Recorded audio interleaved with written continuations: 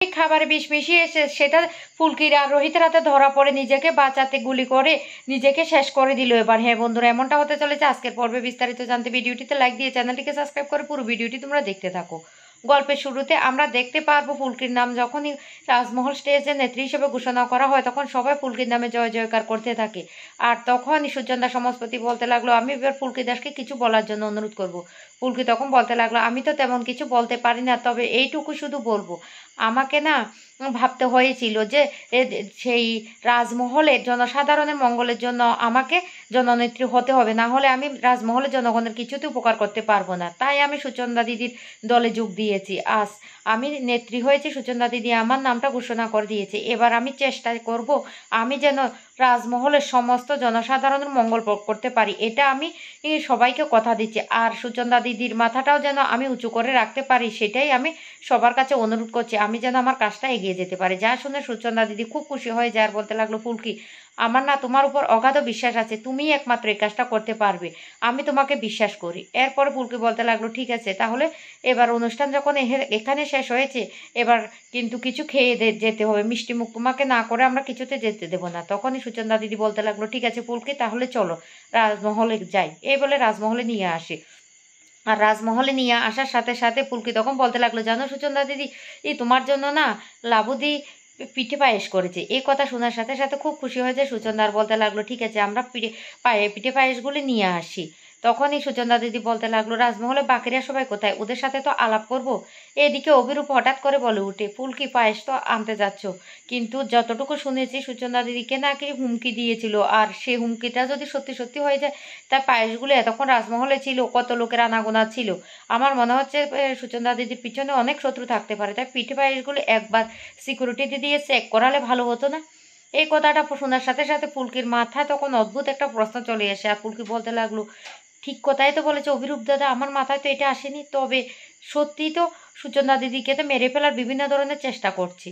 এই বলে অভিরূপের দিকে তাকিয়ে থাকে। তখনই রোহিত বলতে লাগলো, ফুলকি তোমার কি হয়েছে, তুমি এভাবে তাকিয়ে আছো কেন, চলো গিয়ে আমরা পায়েসটা নিয়ে আসি। আর সেটা যেহেতু চেক করাতে বলছে, ফুলকি তখন বলতে লাগলো, ঠিক আছে। অভিরূপে তখন বলতে লাগলো, ঠিক আছে আমিও তাহলে তোমাদের সাথে যাই। এই বলে সিকিউরিটিদের সাথে অভিরূপ, ফুলকি, রোহিত সবাই চলে যায়। আর পিঠে পায়েসগুলি বের করে ফুলকি তখন বলতে লাগলো, দাঁড়াও, পিঠে পায়েসগুলি আগে আমি সিকিউরিটি দিয়ে চেক করাবো, কারণ সুচন্দা দিদি খাওয়ার আগে এগুলি চেক করিয়ে তারপর ওনাকে আমরা দেবো। তখন সিকিউরিটিদের মধ্যে থেকে একজন পিঠে পায়েসগুলি সবটা খেয়ে দেখে, কিন্তু কোথাও কিছু নেই, সব কিছু ঠিকঠাক মতো আছে। তখন বলতে লাগলো, ঠিক আছে তাহলে অভিক তখন বলতে লাগলো, তাহলে আপনারা ম্যাডাম যান, আমি না এগুলি নিয়ে আসছি। ফুলকি আর রোহিত তখন বলতে লাগলো, ঠিক আছে তাহলে স্যার চলুন আমরা গিয়ে কথা বলি, ওনারা তো বলছেন ওনারা নিয়ে আসবেন। এইদিকে রাজমহলের ছোট রাজাবাবু, বড় রাজাবাবু, রানীমা সবাই চলে এসেছে। সুচন্দা সমাজপতি তখন তাদের সাথে কথা বলতে থাকে আর গল্প করতে থাকে। তখনই ফুলকি বলতে লাগলো, জানো এটা হলো আমার মা, এটা বাবা, এই বলে সমস্ত সবার সাথে পরিচয় করিয়ে দিতে থাকে। তখন বলতে লাগলো, ও মা, আমার না এই রাজমহলে এসে খুব ভালো লেগেছে। এরপরে খাবারগুলি নিয়ে আসা হয়। তখনই ফুলকি বলতে লাগলো, ঠিক আছে তোমার পছন্দের পায়েসটা খেয়ে নাও, দিদিভাই না নিজের হাতে বানিয়েছে। তখন লাবুকে বলতে লাগলো, আপনি আমার জন্য এভাবে পিঠে পায়েস বানিয়েছেন? তখন লাবু বলতে লাগলো, হ্যাঁ হ্যাঁ, আপনার সেটা পছন্দ সেই জন্য আমি বানিয়েছি। এরপরে সুচন্দা সমাজপতি যখনই পায়েসটা খেতে যাবে তখন হঠাৎ করে ফুলকির খেয়াল পড়ে যে পায়েসের মধ্যে কিশমিশ দেবো। তখনই ওই ফুলকি বলতে লাগলো, এক মিনিট, এই পায়েসটা খাবেন না, এই পায়েসটা দিভাইয়ের হাতে রান্না পায়েস না। তখন এই কথা শুনে রীতিমতো সবাই অবাক হয়ে যায়। আর রোহিত বলতে লাগলো, ফুলকি তুমি কি বলছো? ফুলকি তখন বলতে লাগলো, হ্যাঁ স্যার, কারণ পায়েস সুচন্দা দিদি পায়েসে কিশমিশ খান না, আমি একটা ভিডিওতে দেখেছি, তাই আমি দিদিভাইকে ফোন করে বলেছিলাম, কি দিদিভাই মনে আছে তো? তখনই লাবু বলতে লাগলো, হ্যাঁ আমার মনে আছে, আমি তো সে পায়েসে কিশমিশ দিইনি। তখনই ফুলকি বলতে লাগলো, এই পায়েস নিশ্চয়ই কেউ চেঞ্জ করে দিয়েছে, তবে যখন এটা টেস্ট করানো হয়েছিল তখন কিন্তু এটা আর দিদিভাইয়ের পায়েসে ছিল। এই করিডোরে যতটা গন্ডগোল হয়েছে তখনই অভিক ভয় পেয়ে যায়। আর অভিক বলতে লাগলো, কি বলছেন ম্যাডাম, আমরা সাধারণ গরিব মানুষ, আমরা দুটো টাকার জন্য কাজ করি, আমরা কি বিশ্বাসঘাতকতা করবো? তখনই লাবু বলতে লাগলো, তাহলে ওরা তো সত্যি ফুলকি, ওরা আমার অনেক দিনের লোক, বিশ্বাসী লোক, তাহলে ওরা তো কিছু করবে না। তখন সুচন্দাদি বলতে লাগলো, না, আমার যে ফুলকি যেহেতু সন্দেহ হয়েছে, তাহলে আমার মনে হচ্ছে এটা কেউ না কেউ করেছে।